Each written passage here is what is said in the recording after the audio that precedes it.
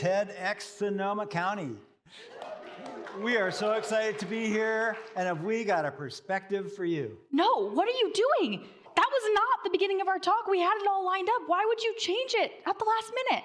Sonoma, I just wanted to connect with our audience. Ugh, I'm so embarrassed. Do you ever have a big emotional reaction to someone you care about? Yeah? Okay, all right, I'm not alone. Chuck, there's so many of us. What is going on here? Oh my God. Emotions. They're automatic and mostly unconscious. Our mind thinks it's in charge, but our emotions rule. What do you mean they rule? Emotions are biochemical, neurological signals. Adrenaline, cortisol, oxytocin. They make us feel everything from fantastic to furious. Anger, aggression, hurt, joy, intimacy, and love. We all know that feeling of falling in love and what it's like to get emotionally hijacked. Yeah, I do. Fantastic emotions are great, but those upset emotions are complicated. They come from fear and our need to keep safe. They're trying to protect us. They certainly are. Mine too. Emotional reactions are just trying to protect us. And you know what? We call them protective patterns. Our team came up with 6 protective patterns that are universal. As we describe them, notice what feels familiar to you. Hypervigilance is my personal go-to. Growing up, I hated when my parents fought. So I was always on alert, listening for a fight, ready to jump in.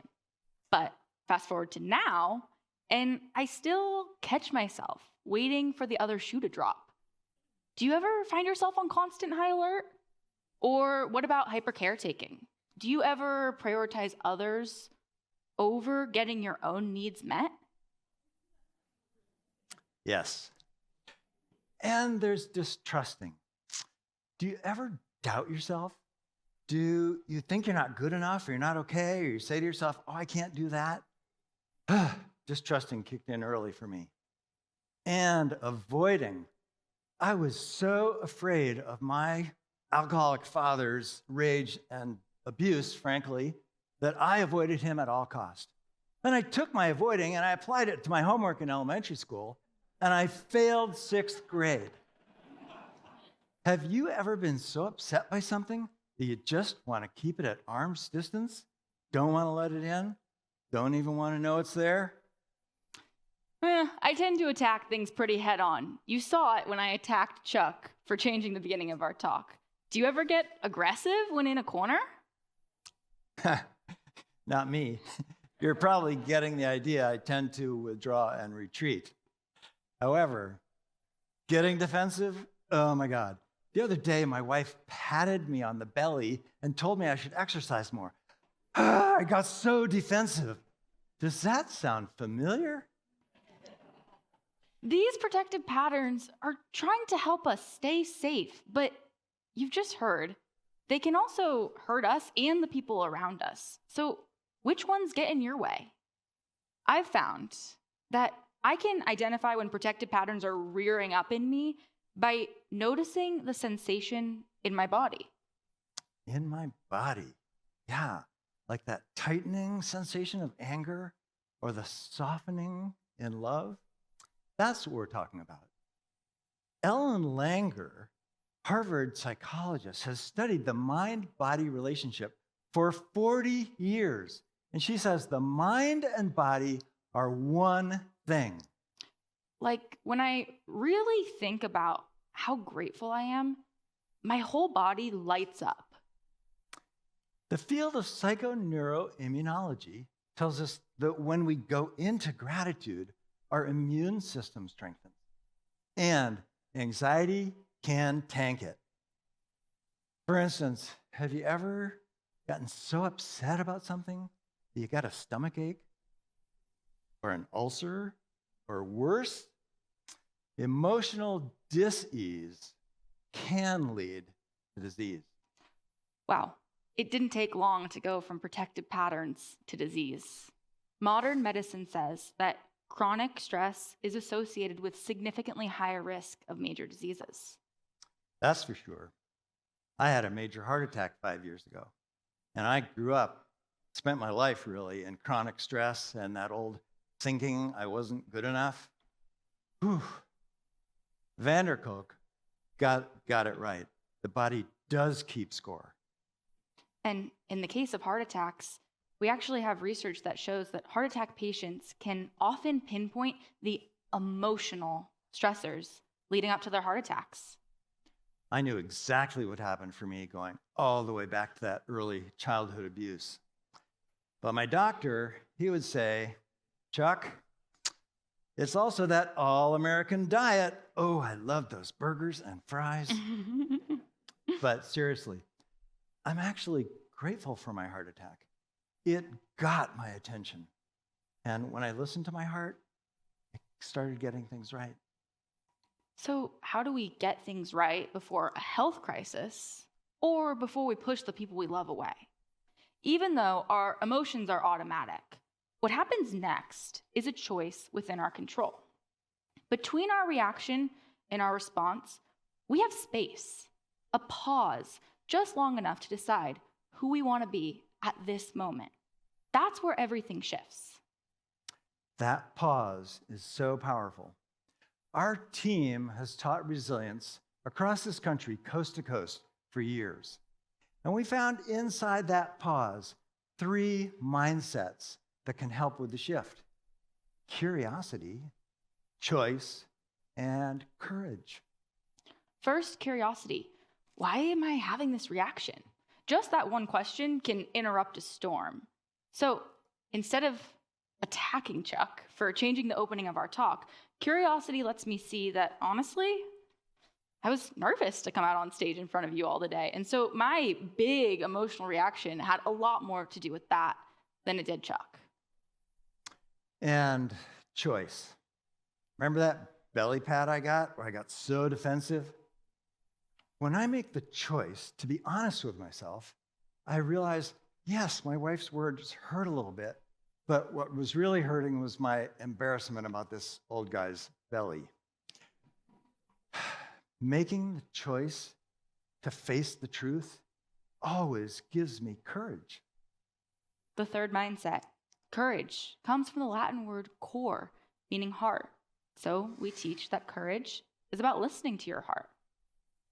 And when I listen to my heart, boy, do I get how much my wife really does love and care about me.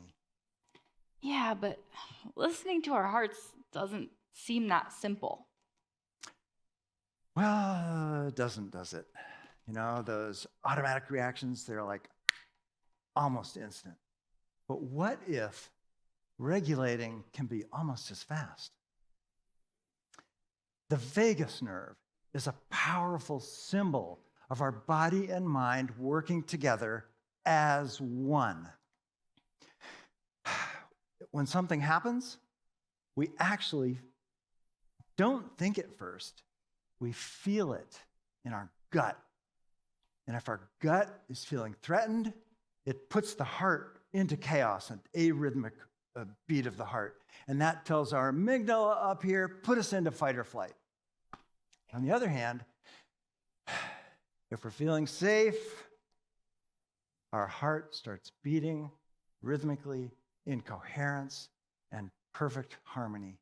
And with that, our mind can open. If we can calm our hearts, we can calm our minds. And luckily, we actually know how to do this. Slow, controlled breathing is one of the best studied and fastest ways to regulate the vagus nerve. Let's do it together right now. I'll guide us through just one complete breath. 4 on the inhale, 6 on the exhale. Please join me. Put a hand on your belly, put a hand on your heart. Let your eyes close and just take a breath and feel that sensation around the area of your heart.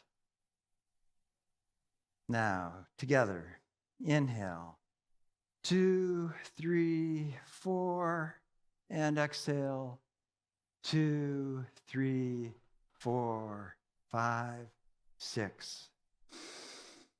Just relax. Notice what you notice. When you're ready, open your eyes and come on back here. When I pause and breathe, something important happens. I stop seeing people as problems and really start seeing them as human beings. You know what I've found over a lifetime of working with people? Every single one of us has absolutely impeccable reasons for behaving exactly the way we do. That person you think is being a jerk, they're just an emotional body trying to regulate itself. Right, that's why protective patterns aren't character flaws. They are just strategies for feeling safe. And when I really get that, wow, the world starts to look different. And I can love others and myself a whole lot better. So, the next time you feel triggered, notice your body. Take that breath and remember, there are impeccable reasons behind every reaction, including your own. But when we choose curiosity over judgment, when we pause and breathe, we're opening our hearts. Just imagine what's possible for you, for your family, for our broken world, if we all could learn just to take a breath and let in the love. So close, but that was not the last line we practiced. But you know what? We're good. That's okay. Thank you.